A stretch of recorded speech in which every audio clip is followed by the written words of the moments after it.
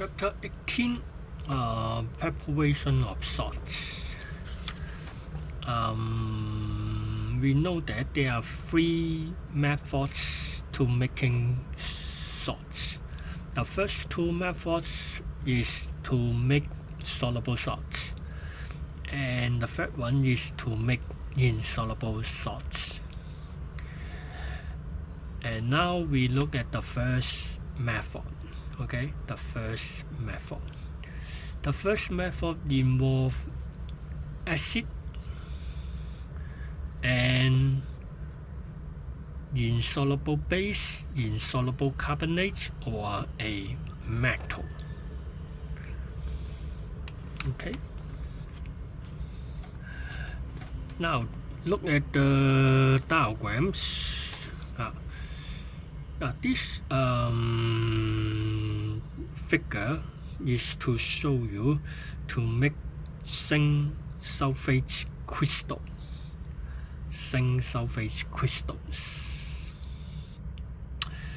And the sulfates coming from the acid, dilute sulfuric acid. And the cation part of the salt zinc comes from zinc oxide, insoluble metal oxide base. Okay, look at it how to do. You have a beaker of dilute sulfuric acid, and you add the insoluble metal zinc oxide, insoluble base, into the dilute sulfuric acid. The zinc oxide reacts with the sulfuric acid, and the zinc oxide dissolves, from salt and water. When you add few amounts of zinc oxide, not all the dilute sulfuric acid is reacted. So if you add few amounts of zinc oxide, the sulfuric acid partly reacted and partly remain unchanged. And you want to react all the sulfuric acid, so you need to add excess amounts of zinc oxide. And how to know the zinc oxide is in excess? By the reason that zinc oxide is not water soluble. We add zinc oxide until some zinc oxide remain unchanged, undissolved. In this situation, we know that all dilute sulfuric acid is reacted, because some zinc oxide remain unchanged.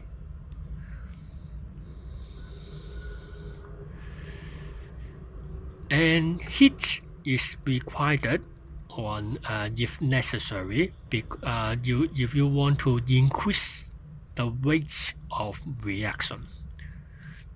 You can use heat if necessary. After all sulfuric acid reacted, the solution becomes zinc sulfate salt and water only. And we remove the unreacted zinc oxide, which is in excess, by filtration. The excess zinc oxide as residue left in the filter funnel. The salt zinc sulfate solution comes out as filtrate.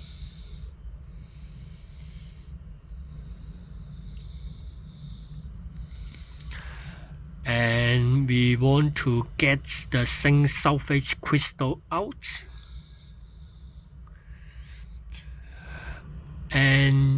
you heat the solution.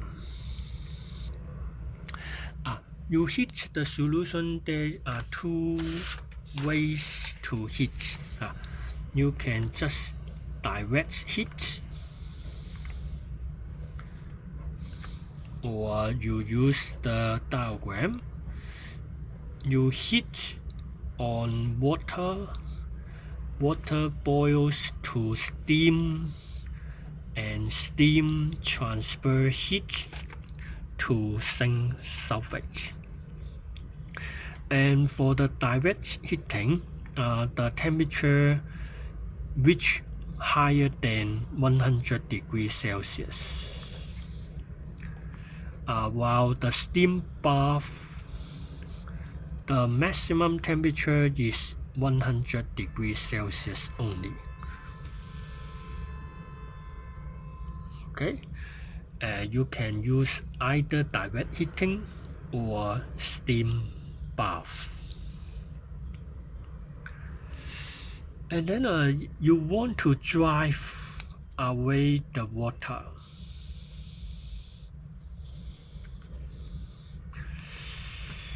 And the zinc sulfate solution becomes less water, and it changes from dilute zinc sulfate solution to a concentrated zinc sulfate solution.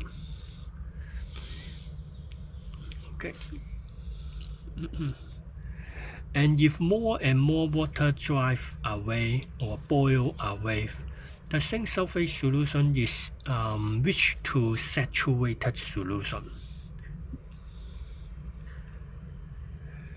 Okay, and then if you cool it, take it out and cool down, then the crystal comes out. Because the solubility of zinc sulfate at lower temperature decrease, and the zinc sulfate dissolve more at higher temperature.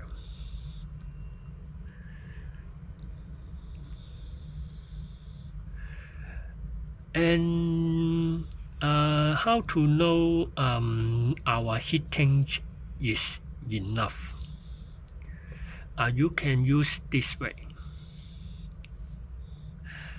You use a glass wort,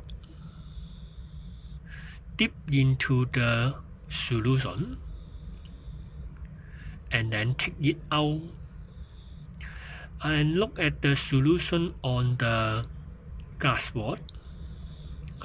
If the solution taken out from the hot solution, it cool down and change to cloudy. That means it is no longer a clear colorless solution. In this case, it means the solution you cool it down at room temperature. This solute comes out as crystal immediately.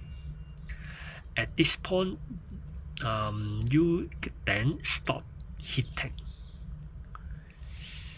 and allow the hot solution cool down.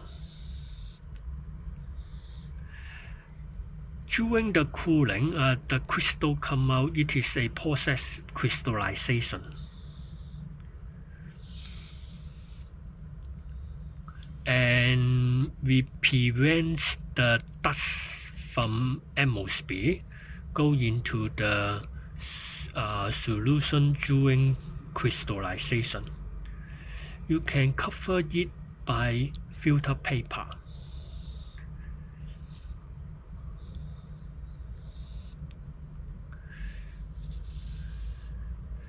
The crystal, zinc sulfate crystal form that you is taken out not by finger, but use a filtration.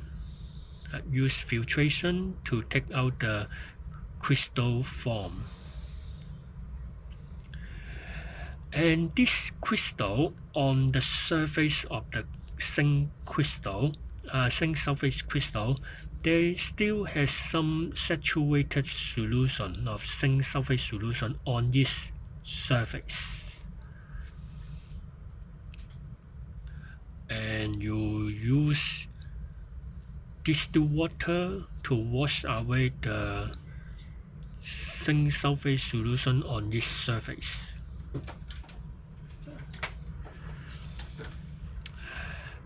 And the amount of distilled water should not be too much. You should use small amounts of cold distilled water. After washing, the wet zinc sulfate crystal are dried by filter paper or in a oven.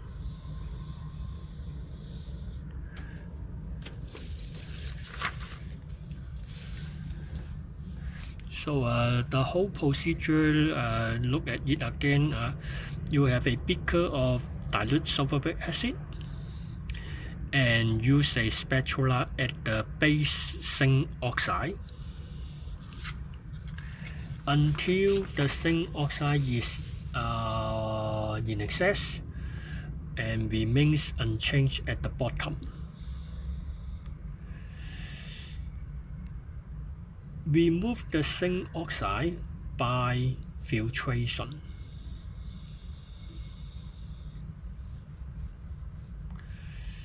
And the filtrate is the zinc sulfate solution. To make the crystal, you drive away the water by heating. And you can use a glass ball to test it whether it is concentrated enough by dip into solution and take it out and to see is it form a cloudiness. If yes, okay, leave the solution covered with filter paper for formation of crystal. The crystal zinc sulfate is water soluble, but we need to wash away the zinc sulfate solution on this surface. We need to use distilled water, which is cold, but the amount of distilled water should not be too much. So need to add cold distilled water. And after this, you can dry by a filter paper. Not tissue, not temple, but filter paper. Or you can put it into a heater called oven to dry it. So dry a salt, you can use a filter paper to absorb the water, or you can put it into oven. But for the oven, we need to have one more point. For example, you make a copper 2 sulfate crystal. The copper 2 sulfate crystal is blue color crystal, and the copper 2 sulfate is not CuSO4 only, but there is a dot 5 water. It is called water of crystallization. As a whole, it is called hydrated salt, hydrated copper 2 sulfate. If for the copper 2 sulfate without water of crystallization, it is a white powder, not crystal, a white powder, and it is a blue crystal with 0.5 water. And the copper 2 sulfate cannot dry in oven at high temperature because the copper 2 sulfate 0.5 water at high temperature in oven, the 5 water of crystallization will go away, and what you get is a anhydrous white color powder copper 2 sulfate salt. Okay, so for oven, you need to make sure that your salt is not decomposed at high temperature. If yes, then you better use a filter paper to dry it. Okay.